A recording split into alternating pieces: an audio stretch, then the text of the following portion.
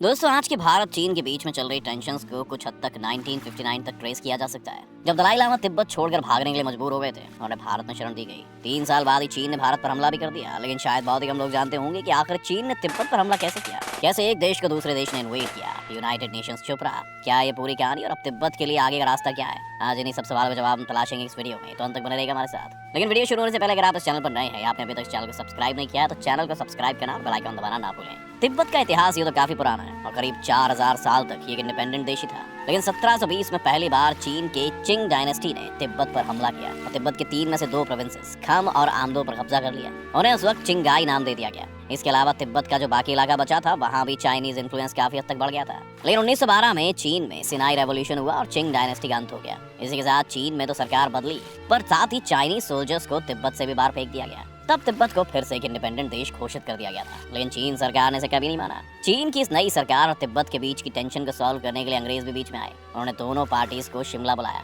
इस मीटिंग को 1914 की शिमला कॉन्फ्रेंस के रूप में जाना जाता है। यहाँ पर कोई कंक्लूजन तो नहीं निकला, लेकिन ब्रिटिशर्स और तिब्बत के लोग इसमें काफी करीब आ गए। इसीलिए जब तक ब्रिटिश इन्फ्लुएंस भारत में रहा, तब तक चीन ने तिब्बत को परेशान नहीं किया। 1949 में चीन एक और बड़ा बदलाव लाया, जब माओ ने चीन पर कब्जा कर लिया और उसे एक कम्युनिस्ट देश घोषित कर दिया। माओ ने तिब्बत को भी वापस चीन में मिलाने का सपना देखा और साथ ही माओ का प्लान 1 नेशन 1 कल्चर का था, यानी पूरे देश में एक ही कल्चर हो, और वो भगवान या धर्म में विश्वास भी नहीं करते थे। जबकि तिब्बत एक बौद्ध देश था और वहाँ के टॉप लीडर थे दलाई लामा, जिन्हें भगवान बुद्ध का एक रूप माना जाता है। 1950 में बीजिंग रेडियो में एक अनाउंसमेंट हुई, जिसमें कहा गया कि चीन की पीपल लिबरेशन आर्मी को तिब्बत को आजाद करवाने का टास्क दे दिया गया है। 7 अक्टूबर 1950 को चीन के 80,000 सिपाहियों ने तिब्बत पर हमला कर दिया और कुछ हिस्सों पर कब्जा भी कर लिया। तिब्बत में टेंशन्स बढ़ रही थी और इसी बीच एक 15 साल के लड़के को तिब्बत का 14वां दलाई लामा बना लिया गया। याद रखिए, दलाई लामा किसी का नाम नहीं है, बल्कि एक पोजीशन है, जैसे भारत के प्रधानमंत्री की है। नए दलाई लामा ने इस मुद्दे को यूनाइटेड नेशंस में उठाया और 18 नवंबर 1950 को यूएन ने चीन के इस इन्वेजन की निंदा भी की। चीन इस वक्त दुनिया भर से पंगा लेने की स्थिति में नहीं था,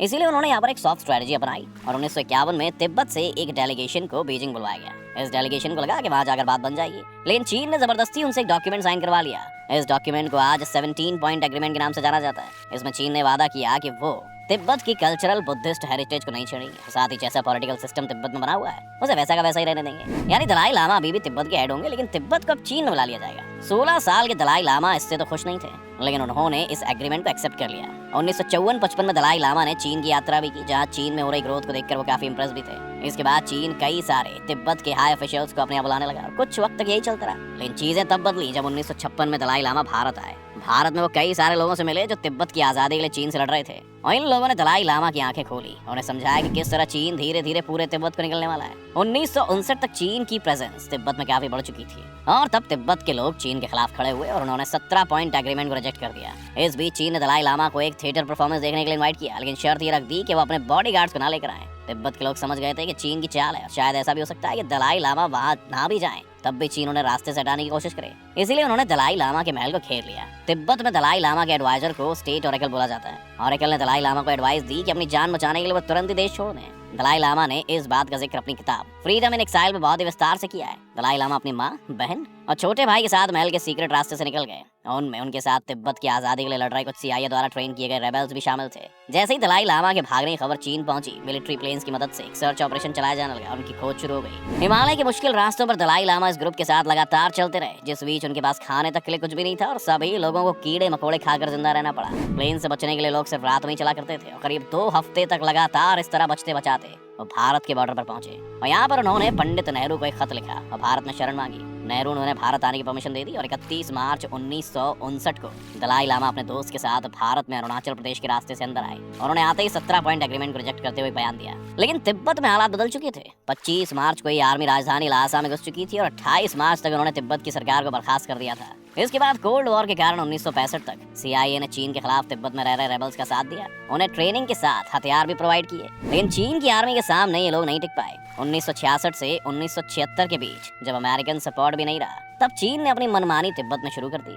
10 साल में उन्होंने 10 लाख तिब्बतियों को या तो खुद मार दिया या वो भुखमरी से मर गए। इसके अलावा उन्होंने 6000 से ज्यादा बुद्धिस्ट मोनेस्ट्रीज को भी तबाह कर दिया और तिब्बत में खाने तक का अकाल पड़ गया, जबकि तिब्बत के 5000 साल के इतिहास में कभी भी तिब्बत में खाने की कमी नहीं हुई थी। सिर्फ खाने की कमी से इस बीच 3 लाख तिब्बतियों की मौत हो गई और आज भी तिब्बत के 34% लोग गरीबी रेखा से नीचे जी रहे हैं। तिब्बत के लोगों ने चीन का शासन कभी स्वीकार नहीं किया और वो आज भी दलाई लामा को अपना लीडर मानते हैं, इसलिए समय समय पर वहाँ पर चीन के खिलाफ आवाज उठती रहती है। 1987 में भी बहुत बड़े बड़े विरोध प्रदर्शन वहाँ किए गए, जिन्हें चीन ने मार्शल लॉ लगाकर दबा दिया। 2008 के बीजिंग ओलंपिक्स के वक्त भी तिब्बत में खूब हंगामा हुआ और इन प्रदर्शनों में से 100 से ज्यादा लोग मारे गए और आज भी 1000 से ज्यादा लोग मिसिंग बताए जाते हैं। आज चीन का प्लान बहुत ही सिंपल है। दलाई लामा इस वक्त 87 साल के हो चुके हैं और वो दिन दूर नहीं है जब उन्हें इस दुनिया को छोड़कर जाना पड़ेगा। लेकिन तब क्या होगा? तब चीन अपने किसी आदमी को दलाई लामा की पोजीशन पर बिठा देगा और तिब्बत पर एक तरह से इनका कब्जा पूरा हो जाएगा। मान्यता ये है कि दलाई लामा फिर से अवतार लेते हैं और उसी अवतार को अगला दलाई लामा बनाया जाता है। लेकिन चीन की स्ट्रेटजी के कारण दलाई लामा ने ऐलान कर दिया है कि वो दोबारा अवतार नहीं लेंगे और तिब्बत का अगला दलाई लामा तिब्बत के लोग एक डेमोक्रेटिक इलेक्शन की मदद से चुने। लेकिन अभी भी कुछ कहना मुश्किल है कि चीन आगे क्या करेगा। हो सकता है कि दलाई लामा के ऐलान के बाद चीन पूरे तिब्बत के पावर स्ट्रक्चर को ही बदल दे और दलाई लामा की जगह वहाँ भी कम्युनिस्ट पार्टी की सरकार ले आए। ये भी मुमकिन है कि चीन दुनिया को दिखाने के लिए वहाँ एक इलेक्शन करवाए, लेकिन उस इलेक्शन में भी धांधली करवाकर वो अपने ही कैंडिडेट को जिता दे। अभी के लिए तिब्बत भारत की ओर भी देख रहा है, क्योंकि भारत ने सिर्फ दलाई लामा को ही नहीं बल्कि तिब्बत के कई लोगों को पिछले कुछ सालों में शरण दी है। 60 के दशक में कर्नाटक सरकार ने 3000 एकड़ जमीन तिब्बत से आए लोगों को दी थी। इसके अलावा दिल्ली में भी कई रिफ्यूजीज को बसाया गया है और इस तरह आज भारत में करीब 1.5 लाख तिब्बती रिफ्यूजी रह रहे हैं। क्या ये लोग बाहर से चीन पर प्रेशर बना पाएंगे? क्या भारत सरकार इस मुद्दे को यूं में उठा पाएगी? क्या अमेरिका दोबारा से तिब्बत में ध्यान देना शुरू करेगा? कोई नहीं जानता। आपको क्या लगता है दोस्तों? अपनी राय में कमेंट में जरूर बताएं। आपने अगर वीडियो पूरा देखा और हमारा चैनल अभी तक सब्सक्राइब नहीं किया तो चैनल को सब्सक्राइब करना और बेल आइकन दबाना ना भूलें।